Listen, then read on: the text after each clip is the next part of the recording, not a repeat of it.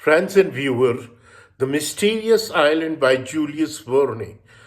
This novel, firstly published in 1875, a fiction. The mysterious novel is one of the Jules Verne's most popular and enduring work. Set during the year of American Civil War, it tells the tale of a group of castaways who end up on an island in the middle of the Pacific Ocean, surviving thanks to their ingenuity, skill, determination, and the intermittent help of a mysterious power that appears to benevolently assist them in their times of greatest need. So, translated and published in English as the very same year from French originally. Julius Verne is also the author of 20,000 Leagues Under the Sea. So this novel opens, you can have it, 5 men abroad in an air balloon caught in an enormous storm and rapidly sinking. Their names are Cyrus Smith, Gideon Spilett, Pencroff, Herbert, and New Bucknasser. The year is 1865, and America is in the midst of civil war, with all 5 men having escaped from the besieged city of Richmond, Virginia, in the middle of the Pacific Ocean. They crash land on an uninhabited and unknown island.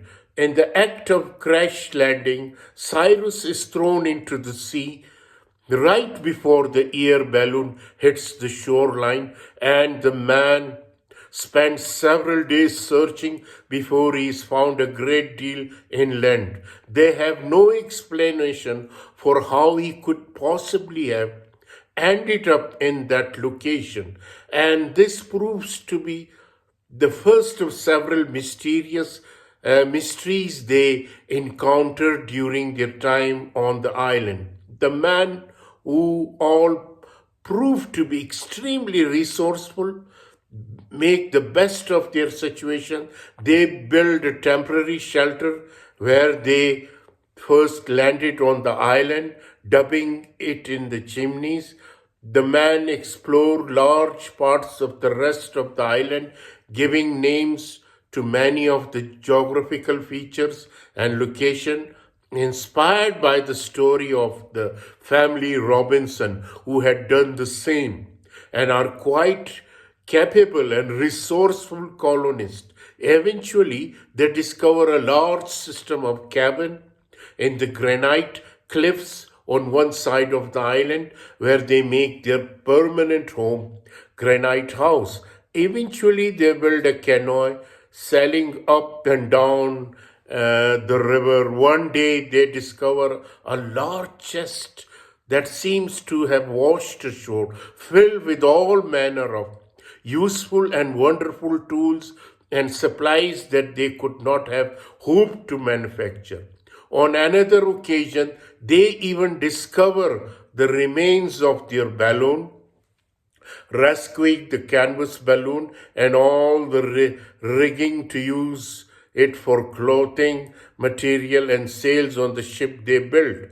Once they have built their ship, they use an atlas discovered in the chest to sail to a nearby island that has been marked, where they discover a castaway named Ayrton. Out of his wits and suspicious, Ayrton eventually regains use of his reason and proceeds to live with the man on Lincoln Island, the name they have given their home island. Due to his solitary disposition, he chooses to live at the shipfold in the house of his own.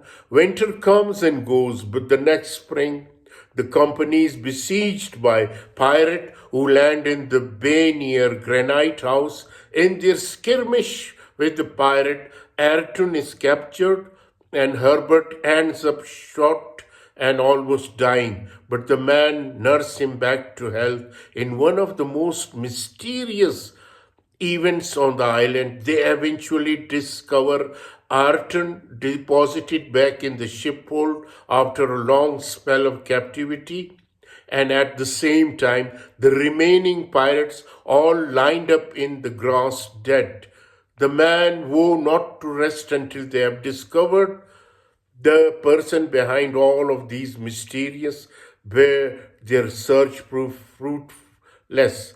Returning to Granite House, the men busy themselves with work, spending most of their time building a new and much larger ship, since their former ship was destroyed by the pirate. One evening they are contacted by their mysterious benefactor, led to a previously undiscovered underwater cavern. They discover Captain Nemo, captain of the Nautilus. He reveals that he was behind all of the mysterious event during their 3 years on the island. And he was now summoned them because he is on the brink of death. He also reveals to Cyrus that he believes the island is soon going to be destroyed, but the activity of the volcano that lies at the heart of the island. The man fulfilled Captain Nemo's dying wish of sinking the Nautilus below the sea and return to Granite House. They furiously work to finish their ship, but before they can do so, the volcano explodes, destroying the island and their ship in the process, stranded on the rocks that remain. But just in the nick of time, the ship that had once left Ayrton on Tabor Island returns and rescues them. The men return to America and set up a new colony out west in Iowa, living out their days together in community. So this is the story of the Mysterious Island by Jules Verne, and let me tell you,